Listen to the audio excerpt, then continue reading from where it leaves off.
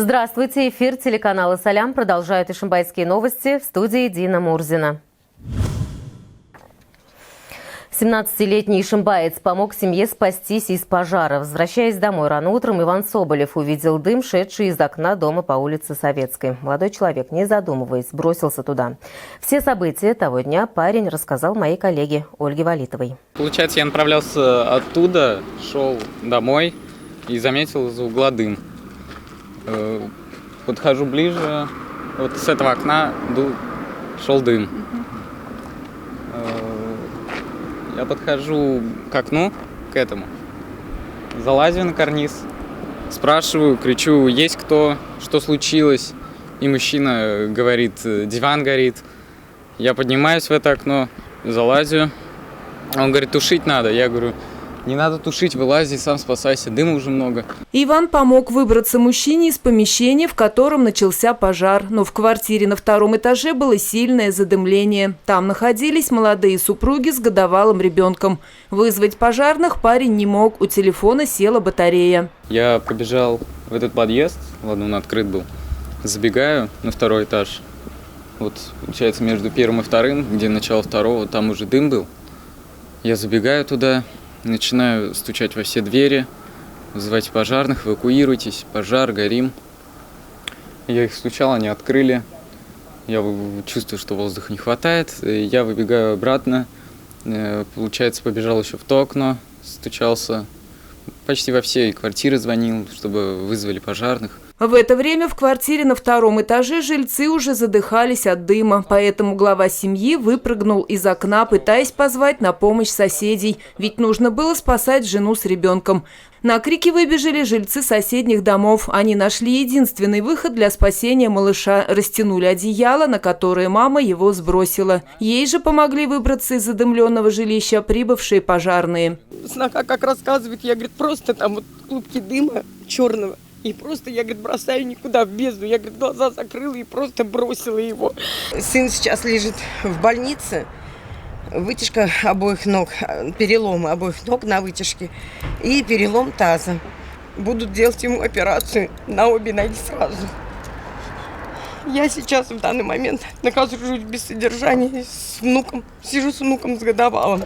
Иван Соболев – студент Ишимбайского нефтяного колледжа. В будущем он планирует учиться на спасателя. Семья пострадавших очень благодарна неравнодушному парню, который первым пришел на помощь. Признательны они и всем, кто не остался в стороне. Соседи-герои давать интервью отказались. Даже просто чужие люди помогают, звонят и помощь свою предлагают, и материальную, и так предлагают. Вообще всем, да, низкий поклон. Вы тоже можете помочь своим землякам, попавшим в беду. Номер карты пострадавшего вы видите на экране. Ольга Валитова, Ильназ Бекузин, Ишимбайское телевидение. Один действующий фонтан, детская площадка с шиханами, навесы, амфитеатр и таблички с QR-кодом. Во Дворце культуры Ишимбая состоялось обсуждение проекта по благоустройству площади первооткрывателей башкирской нефти. Айгуль Якупова узнавала подробности. В итоговом обсуждении будущего облика центральной площади Ишимбая приняли участие инициативные горожане, представители администрации и архитектурной студии Дмитрия Винкельмана, взявшие на себя разработку проекта. Занимаемся давно, уже, наверное, действительно полгода, потому что сначала были проведены общественные обсуждения, где мы собирали запросы граждан, обсудили с ним, какие минусы у этой площади, какие плюсы, как можно эти плюсы усилить, как можно эти минусы нивелировать, какие они хотят там локации, функции, детскую площадку, площадку отдыха. По этим пожеланиям была сформирована концепция, которую мы привозили 10 июня. В принципе, было хорошо принято. Финальная концепция с учетом пожеланий ишимбайцев предусматривает размещение одного фонтана со скульптурой юноши и девушка вместо двух ныне существующих.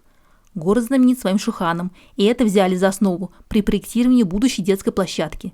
Визуальных границ площади добавят навесы.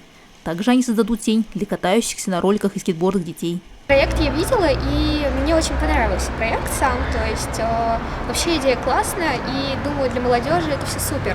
Возле памятника первооткрывателям архитекторы предлагают возвести деревянный амфитеатр с подъемом на смотровую площадку и надеются на то, что это место станет отличной селфи-зоной. И у нас была идея разместить на площади огромные, естественные валуны, на которых можно либо лазерной нарезкой, либо разместить металлические таблички с QR-кодом. Наводишь телефон, где приходит информация. Обсудили при встрече и планы относительно дорог и аллей, ведущих ко Дворцу спорта. Обе полосы проспекта Ленина здесь уже отремонтированы. Изменения коснутся аллеи, ее разнообразят интересными элементами. Айгуль Якупова, Рафаэль Нусратуллин, Ишимбайское телевидение. В рамках проекта «Безопасные и качественные автомобильные дороги» в Ишимбае в этом году полностью выполнено асфальтирование проспекта Ленина. В процессе ремонтных работ и также по этому проекту участок улицы Губкина. Как сейчас выглядят дорожные артерии и какие виды работ еще предстоят, выяснял наш корреспондент. В этом году в рамках национального проекта «Безопасные и качественные автомобильные дороги» в Ишимбае идут работы на участке улицы Губкина и капитальный ремонт проспекта Ленина. Ремонт главной городской артерии близок к завершению. Уже сейчас дорога полностью открыта для движения. На сегодняшний день работы по асфальтированию данного участка завершены в полном объеме. Установка бортовых камней также завершена в полном объеме. В ближайшее время приступаем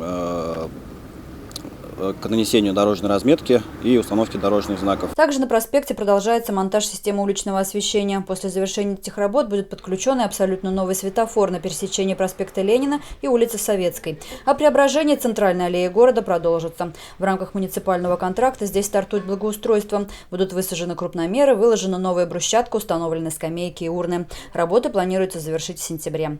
Алена Чернова, Ильназбек Кузин, Ишимбайское телевидение. Развитие у подростков лидерских качеств, получение новых навыков, наконец, профориентация. Ишимбайский комитет по делам молодежи подошел к организации летнего досуга школьников творчески. В этом году здесь организовали профильную смену под названием «Easy Life» на базе молодежного центра «Атмосфера». Ребята познакомились с самыми разными специальностями, в том числе попробовали себя в качестве наших коллег-телевизионщиков. Попробовали себя в качестве репортера, журналиста, редактора. Этот день ребята посвятили ознакомлению с профессией телевизионщика. Чтобы узнать ее, как говорится, изнутри, они под руководством педагога буквально вживались в свои роли. А для создания более точной картины творческого ремесла подросткам устроили экскурсию в местные средства массовой информации. Одно из них – Ишимбайское телевидение. После экскурсии юные ишимбайцы поделились впечатлениями. Сегодня я была главным редактором. Мне это понравилось, но это достаточно сложно, потому что не всегда получается сказать людям то, что они что-то должны сделать, и не всегда они прислушиваются. Нужно больше как-то общаться с людьми, и нужно находить общий язык, нужно приходить к компромиссу. Я сегодня для газеты писала пост, для нашей лагерной газеты. Пост был о том, как прошел у нас вчерашний день. Это довольно хороший лагерь. Я как раз в будущем на такую профессию хочу идти и пытаюсь что-то сделать.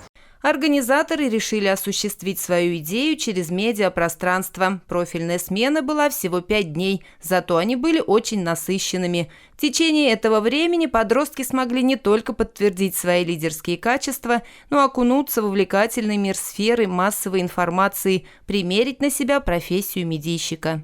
То есть первый день ребята получают все должности и профессии, связанные как со СМИ, как с печатными изделиями, так и с телевидением, и пытаются жить в этих профессиях.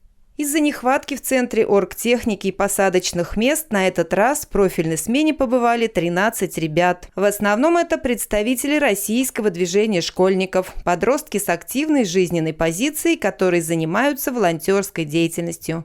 5 дней прошли интересно, полезно и познавательно. Однако на этом работа не заканчивается. Впереди у организаторов много новых планов, в том числе и на следующие летние каникулы. Ольга Валитова, Рафаэль Нусратуллин для информационной программы. В Ишимбае состоялось открытие фестиваля «Дворов городок». Это ежегодное мероприятие, организаторами которого традиционно становится отдел культуры города, спорткомитет и комитет по делам молодежи, а также Центр национальных культур. Первыми гостями стали жители двора на Революционной 23. Дружные соседи, счастливые детишки и старый млад в этот день стали участниками обширной праздничной программы. праздник посвящен именно двору, соседним дворам, которые проживают здесь. То есть это праздник соседей, можно сказать. Называется он «Городок». Яркий цветущий двор – это заслуга тех, кто проживает в этом квартале. Почетными грамотами на празднике отмечают самых активных жителей двора. Когда вот березки посадили, цветы посадишь, приятно даже в окно выглянешь. Концертная программа, развлечения и анимация для детей, спортивные игры. Праздник никого не оставил равнодушным. Очень рада, что проводятся такие мероприятия. Приятно, побольше бы так. Весело, погода классная. Нормально, хорошо, весело, дети радуются. Дружные. Вообще двор спокойный, тихий. Таких единицы. Еженедельно в течение всего августа праздник дворов «Городок» будет проходить в разных частях Ишимбая и района. Не пропусти следующий фестиваль дворов. 25 августа на Ленина 2, 26 августа на Докучаева 17, начало в 18 часов. Ишимбай принял велогонщиков со всей республики. В многодневной гонке состязались 80 спортсменов из 13 городов и районов Башкирии. Уже не в первый раз Ишимбай принимает на своей территории первенство РБ по велоспорту на шоссе. В этот раз в многодневной гонке приняли участие спортсмены от 10 до 16 лет. 3 дня борьбы, во время которых велогонщики демонстрировали результаты в индивидуальной и групповой гонках. Победитель выявлялся по сумме времени всех этапов. Приехало у нас 80 человек участников из разных городов Башкирии, из 13 городов. Октябрьский, Белорецк, Дюртюли, Кушнаренково, Языково. Много ребят собралось. Самые сильные гонщики. У нас сегодня самый ответственный старт этого сезона. Практически как Олимпийские игры. Велоспортом я начал заниматься, потому что у меня папа тренер в команде Агидель, главный. И в составе сборной России. Он меня начал тренировать, и я начал заниматься. Гонки начал ездить. С первой же гонки сразу первое место занимать начал. Этапы многодневной гонки проходили возле деревни Алакаева и на лыжной базе. Честь Ишимбая защищали 20 велогонщиков. Я хожу уже около почти года. Успехи, пока что 8-9 места. Я много смотрела телешоу по этому виду спорта и тоже решила заниматься им. Надо отметить, что по итогам первенства республики спортсмены и воспитанники Ишимбайского велоцентра показали достойные результаты. Присоединиться к результативной команде еще можно. Набор в спортшколу открыт для ребят от 9 до 16 лет. Запись проходит в велоцентре по адресу Промысловая, 15. На Олимпиаде в Токио баскетбол 3х3 дебютировал в олимпийской программе. И наши российские баскетболисты, как женщины, так и мужчины, с первого захода выиграли серебряные медали. Уличный баскетбол завоевал сердца болельщиков своей динамичностью и непредсказуемостью. В Ишимбае любители баскетбола провели всероссийские соревнования «Оранжевый мяч». Подробности далее. В Ишимбае на стадионе «Нефтяник» прошло первенство района по баскетболу 3х3.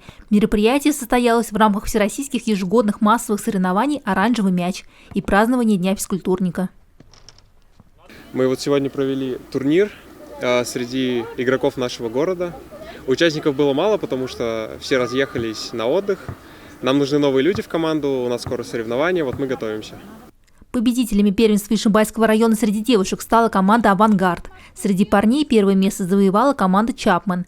Немного уступили лидерам и взяли серебро баскетболисты из команды «Ишимбаскет». Для меня баскетбол значит очень много, потому что занимаюсь я с детства, мне нравится этот вид спорта. Но плохо то, что детишки не приходят заниматься и не столько много команд, как было раньше. Хотелось бы, чтобы было детей побольше, так что приходите к нам заниматься в секции по баскетболу. Все желающие записаться в секцию баскетбола приходите в спортивную школу номер 3, физкультурно-оздоровительный комплекс Юрматы. Айгуль Якупова, Рафаэль Нусратуллин, Ишимбайское телевидение. На сегодня это все. Напоминаем, что также ишимбайские новости вы можете посмотреть в группах социальных сетей Ишимбайского телевидения, а также на YouTube-канале. Берегите себя и своих близких. Всего доброго. До свидания.